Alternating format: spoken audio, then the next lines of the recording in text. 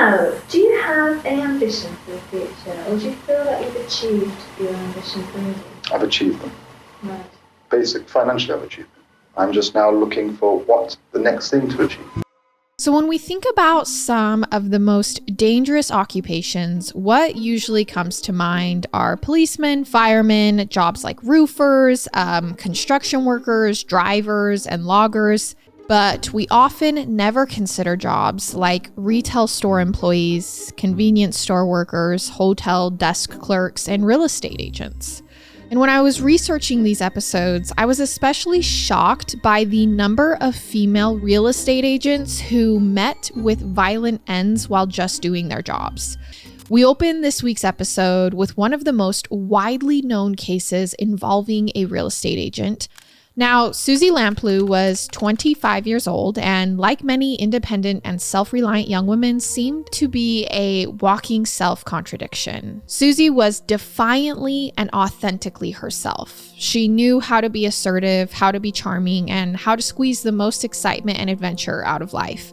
And in 1986, she was making pretty solid money working for the Sturgis Estate Agency.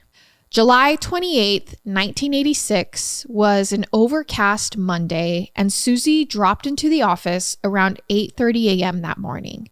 She parked her car on a nearby side street and spent the first few hours of her workday going over offers and scheduling viewings. At 12:40 in the afternoon, Susie collected her purse and keys, headed out of the office, and drove away in her car for an appointment. 3 hours then passed, and Susie remained gone. Her coworkers began to wonder what may have happened to her, as it was not like Susie to remain gone for so long without checking back in. Susie's coworkers opened her work diary and found that she had an appointment to show a property at 12:45 that afternoon, the afternoon she went missing, which would have been 5 minutes after she left the office and was last seen. They went over to that property, which was just a few minutes away from the office, but there was no sign of her there. At this point, Susie's boss, Mark Gurdon, glanced at her work diary again and noticed that she'd been scheduled to attend a viewing at 6 p.m. He reached out to the prospective buyers, and he learned that Susie had never showed up for the viewing, which he knew was out of character for Susie. So that's when it became clear something was wrong, very wrong. And Mark picked up the phone and called police to report Susie missing.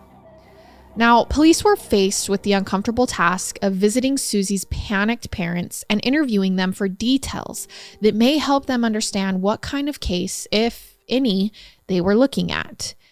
Neither Susie's mom nor dad could think of anyone who would have wanted to harm Susie, or anything in her life, any aspect of her that might shed light on what happened to her. And under no circumstances, they said, would Susie just up and leave. She was a responsible young woman and she was close with her family. So something must have happened to her. But then there was that 12:45 p.m. appointment, the one that Susie recorded in her work diary where she must have been headed before she disappeared. That was the piece of information that would become the most significant clue in her disappearance.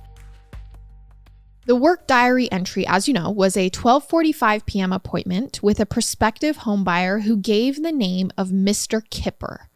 Now, Susie was scheduled to show the mysterious Mr. Kipper a 3-story terraced property. This house was a lead that had only recently come into the agency, and it was just a 3-minute drive from the office. They also discover Susie's missing vehicle, her brand new Ford Fiesta that was located later that evening on Stevens Road, which was more than a mile away from the property that she was last supposed to be heading to. So what was her car doing here, and who was Mr. Kipper? Detectives released this information to the media, asking for Mr. Kipper to come forward and speak with police about his planned meeting with the missing estate agent. But whoever Mr. Kipper was, he never reached out. So police began to reach the conclusion that there was actually no Mr. Kipper, that Mr. Kipper was in fact a false name. And perhaps the man who provided it had a twisted sense of humor, and some observed at the time that Kipper is spelled like kidnapper with the letters DNA removed. So in canvassing the area near the house for sale, where Susie was last thought to be headed, police connected with 3 witnesses who actually saw Susie at the property. The first was a man who'd been out for a lunchtime stroll. He said he had spotted Susie waiting outside the property at 12:50 p.m. And then the man who lived next door to that property also had seen Susie about 10 minutes later walking out of the house with a man. And then both Susie and the man turned around to take another look at the house before walking back toward the road. It appeared that the two of them then began arguing, and that's when the man forced Susie into a car. That was all this witness saw. But then another witness who happened to be walking past the property at pretty much the same time also saw Susie leaving with a man who was carrying a bottle of champagne with ribbons around it. This man was described as being a white male in his mid to late 20s or early 30s with a dark complexion and dark combed back hair. The man was also observed arriving at the house in a dark-colored BMW. He appeared to be well-dressed, wearing a charcoal suit, and looked as though he may have had a broken nose.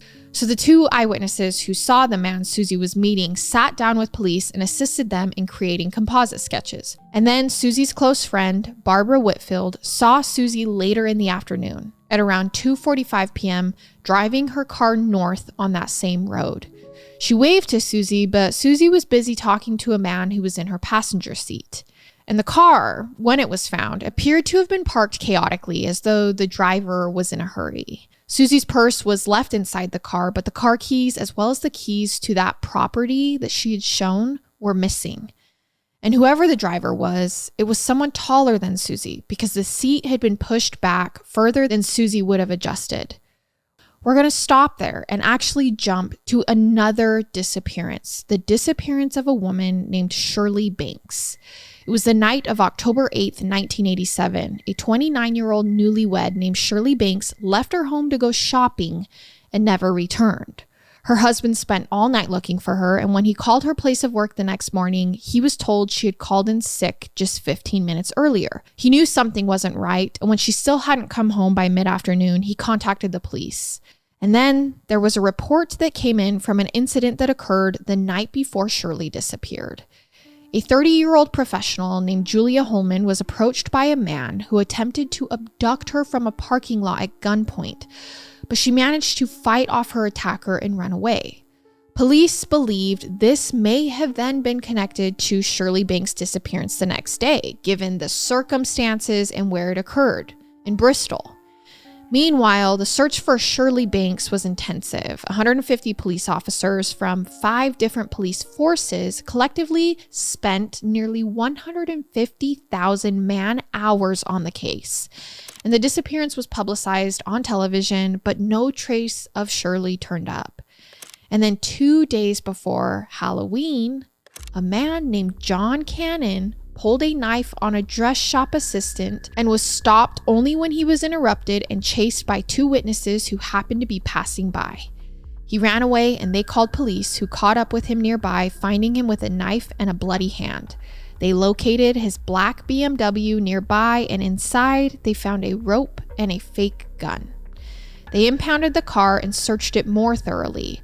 That's when they located materials that tied John Cannon to Shirley Banks, our second girl who went missing. The evidence was inside a briefcase in his glove compartment. This must have been a really big glove compartment, because I don't know how you fit a briefcase in a glove compartment, but I digress. At this point, it looks like to police that John Cannon definitely probably killed missing Shirley Banks. And because his name had just barely started popping up in Susie's case, he becomes an even stronger suspect in her disappearance. 2 women who disappeared, and he's tied to both of them. He was immediately arrested, and while being questioned, he claimed he bought Shirley's vehicle at an auction. He claimed he'd gotten the car from a businessman in Bristol who was responsible for the murders of Susie Lamplugh, Shirley Banks, and another girl. Detectives knew that John Cannon himself sometimes pretended to be a successful Bristol businessman. The inmates had told them this. In fact, Cannon presented himself as such in a video that was made for a video dating service, which he signed up for around the time that Shirley Banks disappeared. Now, do you have any ambition for the future, or do you feel that you've achieved your ambitions already? I've achieved them. Right. Financially I've achieved them. I'm just looking now. I'm in a sedimentary period Yeah. where financially and career-wise I've achieved what I've wanted to achieve. Yeah. I'm just now looking for what's the next thing to achieve. So detectives interviewing Cannon asked if, quote, this successful Bristol businessman who he bought the car from was in fact himself. They're like, okay, Mr. John, are you actually the successful businessman who killed those 3 girls? And he's like, yes, which essentially was a murder confession. He was then charged with assault for the attack on Julia Holman, with charges pending for Shirley Banks' disappearance. Searching Cannon's property, investigators found a pickup ticket for a dry cleaners and learned that he dropped off a raincoat with red stains after Shirley Banks went missing. When police ran fingerprint analysis on items taken from his apartment, there was a fingerprint found on a document from his apartment that matched Shirley Banks' left thumb. After a 3-week trial, Cannon was found guilty in both the Shirley Banks murder, the attempted kidnapping of Julia Holman, and the knife-point rape in Reading from 1986, to which he was connected by DNA. In 2002, a forensic team processed one of the cars John Cannon had owned around the time of Susie Lamplou's disappearance. It was a Ford Fiesta, much like Susie's car. And inside, they found DNA they matched to Susie Lamplou. But despite all of this evidence, the Crown Prosecution Service felt that it wasn't sufficient enough to file charges. They argued that the DNA only showed that Susie Lamplou had been inside of John Cannon's car at some point, but not that he killed her. They couldn't determine exactly when she had been in the car. The police obviously disagreed with this conclusion and held a press conference that year announcing that John Cannon was the killer of Susie Lamplou. They believed Cannon stalked her, possibly even took her on a date, saw perhaps multiple properties, got into an argument with her on the day she disappeared, probably because he wanted sex and she wasn't interested. He then abducted and killed her. He was sentenced to spend the rest of his life in prison.